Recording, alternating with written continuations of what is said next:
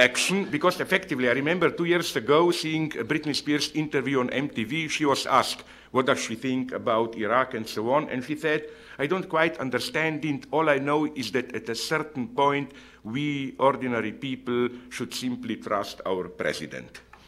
This brings us back to our starting point, to the concrete character of the two films, depicting ordinary people in a terse, realistic mode. Now, we philosophers know Hegel's counterintuitive use of the opposition of abstract and concrete. As you all know, in our ordinary language, abstract are general notions, as opposed to concrete, really existing singular objects and events. Talking does not exist. I, maybe, I'm not so sure, exist here now talking to you.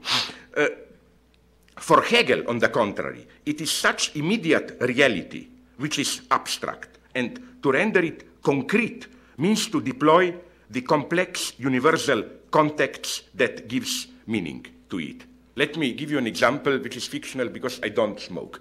If I were to smoke here, for Hegel, the most abstract approach would have been simply to present me here as this really existing individual smoking. A concrete approach would have been to render visible, to articulate the complex historical, social, economic, ideological context which has to be here so that I can smoke here. European colonization of Latin America, where, if I'm correctly informed, smoking comes from, then the development of industry, plantations, or in a more delicate way, why do we have to smoke, stress of work, relaxation, and so on. All this context has to be here so that this pseudo-concrete reality can happen. And that wider context, this is what we call dialectical mediation, is what for Hegel is concrete. And back to the two films, here is the problem. Both are abstract in the Hegelian sense. The function of their down-to-earth depiction of concrete individuals struggling for life is not just to avoid cheap commercial spectacle, but to obliterate the historical context. Here then is where we are 5 years later, still unable to locate September 11th into a large narrative, to provide some kind of generally acceptable cognitive mapping. The third feature, in both films, there is a key moment which violates the terse realistic style. United 93 starts with kidnappers in a motel room, praying, getting ready. They look austere, like some kind of angels of death. And the first shot after the title credits confirms this impression. It is a panoramic shot from high above Manhattan in the night, camera moving above the streets, accompanied by the sound of the kidnappers' prayers, as if the kidnappers stroll above the city, getting ready to descend on earth to reap their deadly harvest. Similarly, there are no direct shots of the planes hitting the Twin Towers in World Trade Center. All that we see seconds before the catastrophe is when one of the policemen is on a busy street, an ominous shadow quickly passing over the crowd there. Of course, we know retrospectively the shadow of the first plane, seconds before it will hit its target.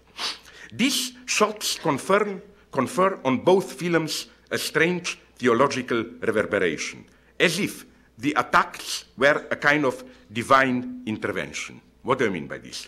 Recall the first reaction of Jerry Falwell and Pat Robertson to the September 11th bombings. You remember the scandal caused because they perceived the bombings as a sign that God lifted up its protection of the United States because of the sinful way of life of contemporary Americans. They put the blame on hedonist materialism, liberalism, rampant sexuality, basically claiming exactly the same thing as Muslim fundamentalists, that America got what it deserved. Now, in a hidden way, I think, United 93 and World Trade Center tend to do the opposite, but within the same frame. to read the September 11th catastrophe as a blessing in disguise, as a divine intervention from above, destined to awaken us from moral slumber and to bring out the best in us. World Trade Center ends with the off-screen words of an anonymous narrator, which spells out this message. Terrible events like the Twin Towers destruction bring out in people the worst and the best. People are shown to be able to do things they would never imagine of being able. So it is as if our societies need a major catastrophe in order to resuscitate the spirit of communal solidarity. Now, here things get really interesting. They bring us to our topic. I don't think this is anything bad, because I think that if you look in a more refined, delicate way, these big science fiction catastrophe movies, I think that they are one of the last places where we can still discern some kind of utopian socialist element in Hollywood. I always think that this big catastrophe, spectacular destruction that we see is basically a lure. It's here to deceive us. What the truly fascinating thing is what happens as a byproduct, the sudden upsurge of solidarity, dedication, communal love, and so on and so on. And the message is basically, again, a sad one. It is that the only way in our societies to imagine this kind of solidary activity is against the background of a catastrophe. But now let me move to what really disturbs me in these two films. Implicitly, I claim, they not justify, but, how should I put it, contextualize or provide the interpretation of the events as part of some deeper meaning, how should I put it, in the sense of these events really happened in order to awaken us. A secret teleology built in them. Like, they are terrible, but a blessing in disguise.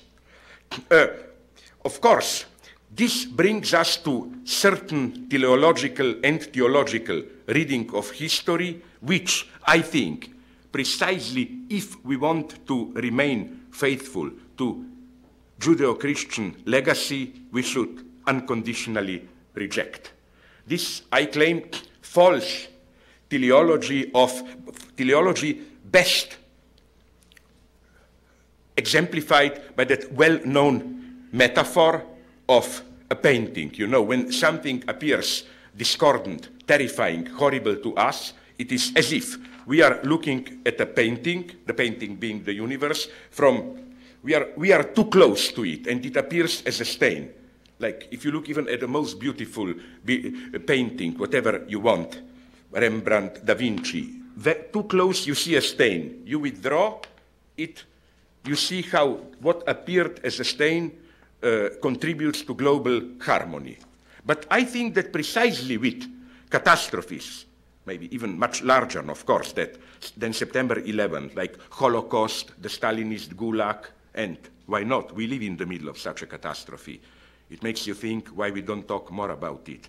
You remember, this summer there was a cover story on the Time magazine, so it's publicly known that in the last 10 years, at least 4 million people died of unnatural causes in Congo. Okay, we ignore it. So, you know, this should at least make you suspicious of whenever a humanitarian crisis is discovered, the sad lesson is that there is always some political, strategic calculation behind it. But what I want to say, when we witness such a tragedy, let's say Auschwitz, Holocaust, you can feel that it's in a way obscene to say, Auschwitz appears such a tragedy because we are too close to it, we see it as a stain. But from a proper distance, available only to God, it would be clear how this contributes to global harmony of the universe or whatever. It's an obscenity. What does this mean? This means, for example, that we should finally take the lesson of what, for me, as an atheist, is an absolutely unsurpassable ethical revolution, one of the maybe 2, 3 path-breaking texts in entire human history, the book of Job in the Bible. Remember what happens there. Forget the very beginning. I think this is just probably taken over from some previous tradition, which is why enemies of Judeo-Christian tradition like to point, you know, that obscene conversation, like, you know, God and devil sitting at the table, desserts are served, drinks, and then they, oh, what about that guy, blah, blah. That's an obscenity. Forget that. Think about, focus on what happens. Job is hit by calamities. And what does Job do? It's incredible how spontaneously we try to falsify his image. Once I asked my friends, atheist or religious, and most of them had this totally fake memory that Job is a guy who, and therein should reside the lesson of the story, who silently suffers, humbly submits to divine will. Not at all. He is angry, he protests all the time. But here also we should be very precise. What happens there? He doesn't protest in this vulgar economic sense, I didn't deserve it, blah, blah. There are 3 bad guys, 3 theologists there, who are precisely providers of meaning. The point of their, you know, 3 friends, or there are 4, I'm not, okay, there's 3. They don't, the point is not that they put the blame on Job, that's secondary, like the first one who provides this simple pseudo-hermeneutics. God is just, so if you suffer, even if you are not aware now of what, you must have done something. No, it's more precise. They just desperately try to provide a meaning. Their underlying hypothesis or axiom is, it must have some meaning, if we know it or not. And the absolute greatness, that's undescribable ethical revolution, I think, of Job is to reject this meaning. I see in this the sense of his, like, bitter insistence. Not, I'm good, I'm extra good, I served God, but this, I didn't deserve it. Again, not in the sense I was good, but in the sense of, no, there is no deeper meaning here. And remember what happens then, when God finally intervenes. He gives